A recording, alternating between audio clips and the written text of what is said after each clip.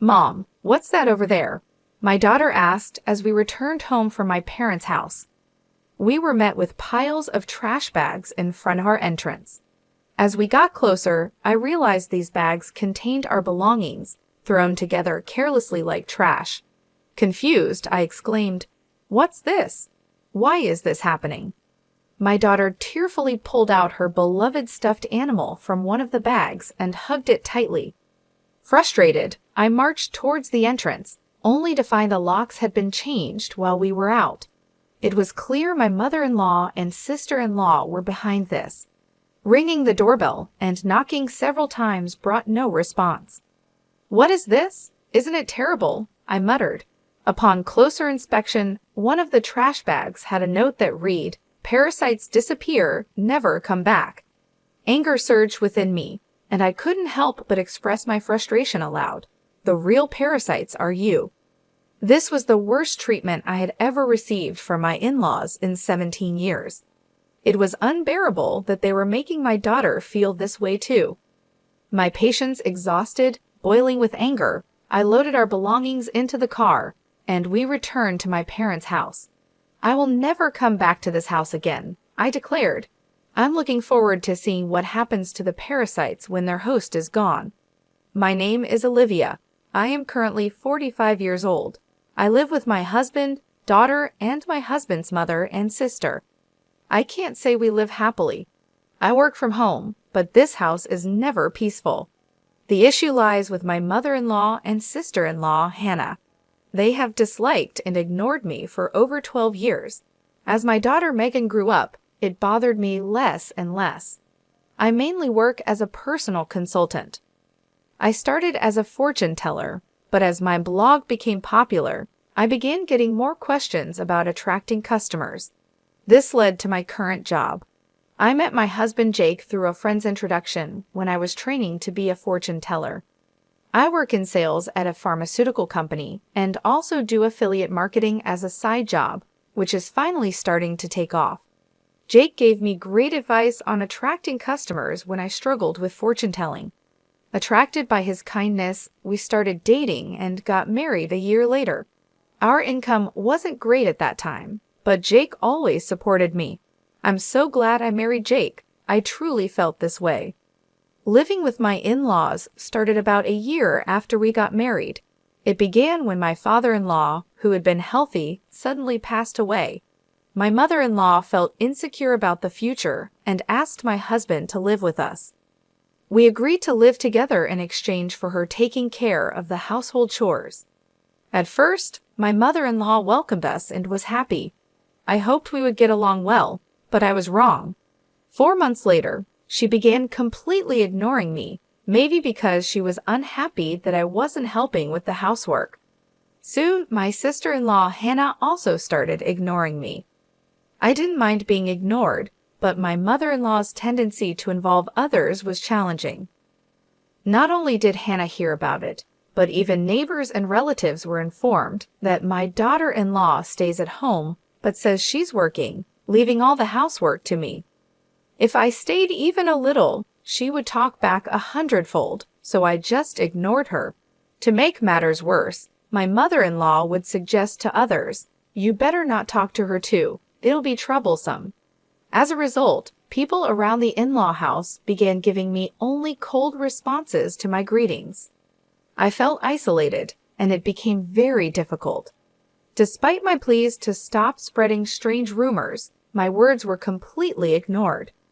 Although my mother-in-law's attitude softened slightly when my daughter Megan was born 3 years after we started living together, her overall stance towards me hardly changed.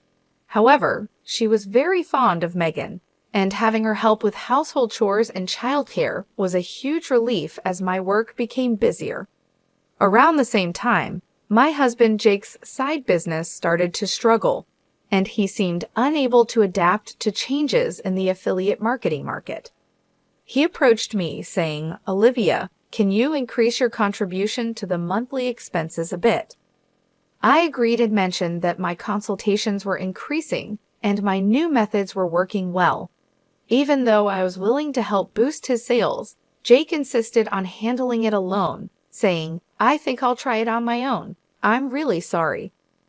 From the start of our marriage, we agreed that Jake would manage the household finances. At first, my income was low, so he allowed me to contribute more when my sales increased. I would transfer money to Jake based on my monthly earnings, and he would give me a fixed amount for living expenses in cash. Initially, I could only contribute $300, but now I could transfer up to $3,000, though not every month. I could contribute more if I dipped into savings. I knew Jake was struggling with his side business, but his pride kept him from asking for my help. He started spending more time at caves after work, coming home later and later. When Megan was about 5, Hannah got married and moved out. Since she lived nearby, she often brought her son Frank to our house during the day. When Frank turned 1, Hannah said she wanted to start a part-time job, and my mother-in-law happily offered to take care of him until the evening. Hannah was grateful, saying, "Thank you, I'm so happy." As my mother-in-law started caring for Frank at home, she became very fond of him and began being cold towards Megan. When they fought, my mother-in-law would scold Megan and compare her unfavorably to Frank. Over time, Megan started playing near me and began to dislike my mother-in-law's behavior. I spoke up, saying, "Talk to your mother. Megan and Frank are both her grandchildren. She should treat them the same." Megan is already a big sister in elementary school. However, my mother-in-law's focus shifted, and she approached me, saying, "Things are tough at the company right now. We might not get bonuses, so could you contribute a bit more?" Despite the challenges, my blog's client attraction was successful, and I started receiving more consultations as a consultant, earning far more than I did as a fortune teller. When Jake asked for additional financial support, I responded, "I'm already contributing $4,000 a month. Isn't that enough?" "Yeah, I'm embarrassed to say, but my salary has decreased, and the side business isn't going well." "Don't be secretive," I said. "We are a couple. We should support each other in tough times." "I'm really ashamed. Thank you." Later, the amount I contributed gradually increased, and eventually, I was transferring $5,000 a month to Jake. Still, not wanting to hurt his pride, I let Jake continue to manage the finances. When Megan was in 7th grade, Hannah came back home with Frank. It seems Hannah got divorced due to her infidelity, but I don't know the details. By this time, Megan could help around the house, so household chores were divided among each family member. Being ignored by my mother-in-law and Hannah continued, but it no longer bothered me. It's unfortunate that I couldn't give Megan her own room when she started middle school, as Hannah's return meant we ran out of rooms. One night, while discussing which tutoring school Megan should attend for middle school, Hannah suddenly said, "Hey, tutoring is expensive. Why doesn't Megan study by herself? Could you stop making such comments? I'm paying for the tutoring, so it's none of your business." "What? Olivia is paying? Impossible. You don't earn anything. Jake said he's supporting you. You're just a leech, aren't you? Haha, you married him because he has money, right?" "Exactly. Jake told me not to speak ill of Olivia, but that's just shameless." My mind was filled with questions. What does this mean? What has Jake been telling his mother and the others? Jake is the one supporting this house financially? It's about time we put an end to the parasite's lifestyle. I feel bad for Megan, but if we pay for her tutoring, we won't be able to pay my compensation. Not be able to pay? Are you saying our house is paying for your compensation, Hannah? Jake said he would pay for it. You should spend your money on Frank. I began to understand the deception and felt my anger rising. My husband had always managed our household finances, and my mother-in-law had taken care of the household chores and childcare until Megan grew up, so I thought they knew I was also contributing to the household expenses. Is Jake bearing all the expenses of this house, including your living expenses and the compensation Hannah is supposed to pay? Be quiet. It's only natural for a family. You're the only outsider here, not related by blood, and yet you act as if living here is your right. It really makes me angry. I contribute money too. Don't talk back. What you contribute is barely enough for your own food expenses. You hardly have any income, and yet you're so arrogant. I could feel my body trembling with anger. I could see Megan on the side, looking like she might cry. I knew Jake had a lot of pride, but I never thought it would be this bad. In the beginning, Jake was paying for the living expenses and pocket money for my mother-in-law and Hannah, but I had started contributing as well. Now we were living on my income. I needed to talk to Jake properly. Around midnight, Jake came home. He was drunk and seemed cheerful. Can we talk? I didn't know you weren't getting any money from your mother or Hannah. They said you're covering all the expenses of this house. Oh, about that. My bad. It's a matter of pride as a man, you know. When we started living together, I was paying for everything. There wasn't a right moment to say you were also paying, and in front of the family, let me be the eldest son a little, please.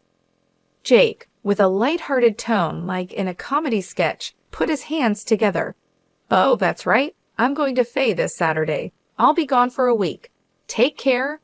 Faye? Why? I got invited to a pedal in Faye by a friend I'm doing a side business with. I'm going to make it a success, so cheer for me, Olivia. Well, I'm off to sleep. See you tomorrow. My husband laid down on the mat in a cheerful mood and soon started snoring. My anger wouldn't subside, but recently, with Jake coming home late, we hadn't talked much, and I had no idea about this. I thought he was joking while drunk, but on the weekend, Jake really left with a large suitcase. During Jake's absence, I had the freedom to use the car, so I decided to take Megan back to my parents' house. The next day, a shocking event awaited us. Mom, what is that? When Megan and I returned from my parents' house, there were piles of trash bags in front of the entrance. Upon closer inspection, these bags contained mine and Megan's belongings, carelessly packed like real trash. What is this? Why is this happening? I don't understand. Megan, crying, pulled out her beloved stuffed animal from the bag and hugged it. Furious, I headed towards the entrance. Has the lock changed? It seems that the locks had been changed while we were out. This must be the work of my mother-in-law and sister-in-law Hannah. I rang the doorbell and knocked several times, but no one came out. What is this? Isn't it terrible? Upon closer inspection, one of the trash bags had a note saying, "Parasites disappear, never come back." I felt a surge of anger from the bottom of my heart. The real parasites are you. I couldn't help but let out a swear word. This was the worst treatment I had ever received from my in-laws in 17 years. They weren't just hurting me, but also making my daughter feel this way. I finally lost my patience. Boiling with anger, I loaded the luggage into the car, and we returned to my parents' house. I will never come back to this house again. I'm looking forward to seeing what happens to the parasites when their host is gone. When we returned to my parents' house, they were shocked. I hadn't told them about being ignored by my in-laws, the money issues, or their attitude towards Megan, not wanting to worry them. My parents said, "There's no need to go back to that house. You should claim compensation from them." They cried with anger and told me to stay with them. My mother's words, "You really had it tough," made me cry too. In reality, I had been trying my best all this time. Enough is enough. I finally decided to confront my feelings. While staying at my parents' house, I contacted a friend who had introduced me to Jake. She was connected to Jake's side business friends. "Are you doing well? I want to ask you something. Do you know if Jake's friends are currently in Faye?" That famous entrepreneur pedal, right? I was invited but wasn't interested, so I declined. Jake didn't go, did he? Yeah, that's right. By the way, I heard Jake quit his job and is now managing a business with his wife. You two must be close. Ah, yes, that's right. I replied nonchalantly and hung up. Immediately after, I called Jake's company. What my friend said was true, and to my surprise, Jake had quit his job 3 years ago. This meant that for the past 3 years, I had been paying almost all of the living expenses for my in-laws. Looking back over the years, I suddenly felt hollow. A week later, I received a laid-back message from Jake saying he was back in the USA. After continuously ignoring him, I stopped hearing from him altogether. He must have heard the news back home. Expecting persistent contact from Jake, I hired a detective to investigate him. The investigation revealed that Jake, dressed in a suit in the morning, spent his afternoons gambling and evenings at a woman's house. So I asked for an investigation into his infidelity as well. 2 weeks later, Jake called me. It must have been close to his former company's payday, and he was panicking. Olivia, sorry. I couldn't contact you. I'm sorry for what my family did. I heard they kicked you out, and I was thinking, why did it come to this? Really? Did you tell the truth to your mother and Hannah? Jake quickly changed the subject and said something unbelievable. Let's leave that house and live in a new home, just the 3 of us. I'll cut ties with those who disregard you, Olivia. I'm ready to abandon my mother and Hannah, so please come back. Are you really cutting ties with your mother and Hannah? I was disappointed in Jake and his self-centered actions. So I told him I'm coming back for now, so leave the door unlocked. Jake seemed delayed in responding to my message. A few days later, I returned to my in-laws' house with Megan. Jake, his mother, and Hannah were there, but Frank was nowhere to be seen. I was relieved that Frank didn't have to witness the adults' ugly arguments. When Jake made some remarks, I ignored the displeased pair and took out a divorce form from my bag. I confronted the surprised Jake. I heard you quit your job without telling me.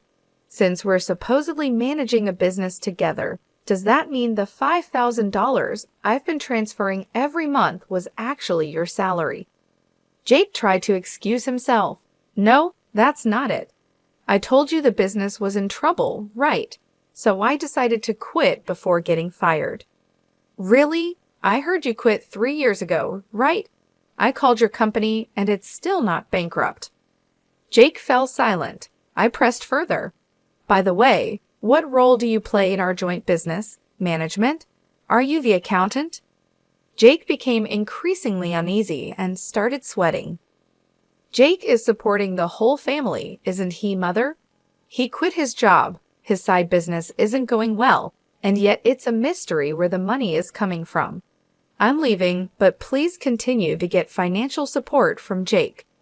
My mother-in-law and Hannah's faces turned pale.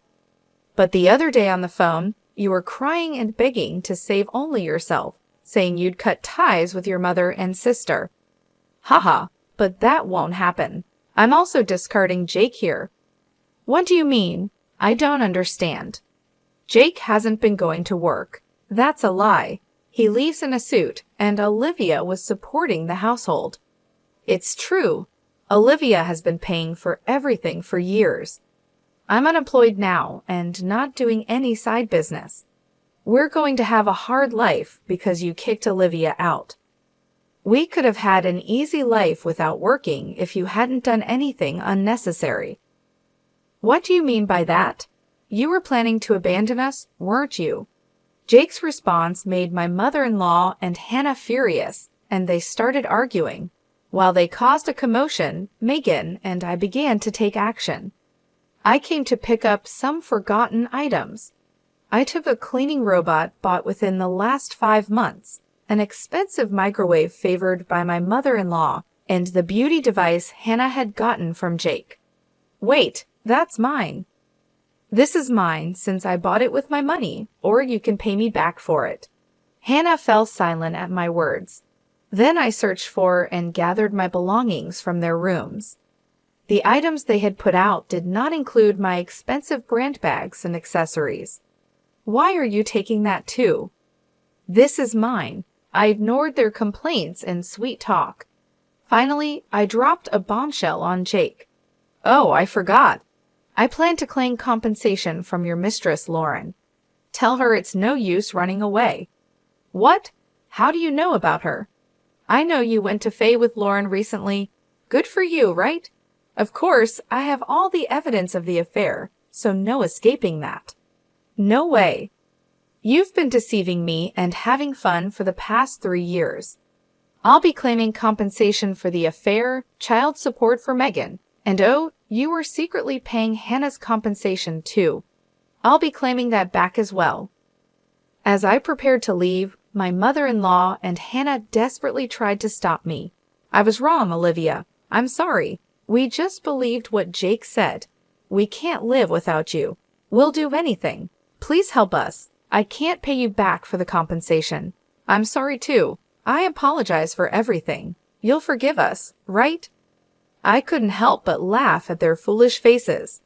They finally realized who had been supporting their lifestyle, realizing too late that their non-blood-related support was gone. "Let's just ignore these people, Mom. Let's go home." "Yes, that's right. Jake, you'll be hearing from the lawyer soon. Please take care of it." Leaving a dejected Jake behind, we returned home with the items we had collected. Later, my divorce with Jake was finalized, and I demanded compensation through a lawyer. I received many apologies and pleas for reconciliation from my mother-in-law and Hannah, but I ignored them all. Surprisingly, there was still some inheritance left from Jake's father. The fact that they had been living off my money without using their own made me angry again. However, the inheritance wasn't enough for the compensation, and ultimately, they had to sell the house to make a lump sum payment. Naturally, this included the compensation I had been paying for Hannah. After selling the house, I don't know what became of Jake's family. I hope Jake can take care of his family, but ultimately he will choose his own path. I'd also claimed compensation from Jake's mistress, which led to an unexpected revelation. Through the lawyer, I informed her that Jake was unemployed and I had been supporting the family. Jake had deceived her, claiming he was an entrepreneur with a successful business. They broke up after an argument. Megan and I moved to an apartment, and I was able to give her the room she had longed for. I don't think my 17 years were wasted, but sometimes I wonder if I should have made a decision when I started being ignored. Now I feel happy that my home is a peaceful place,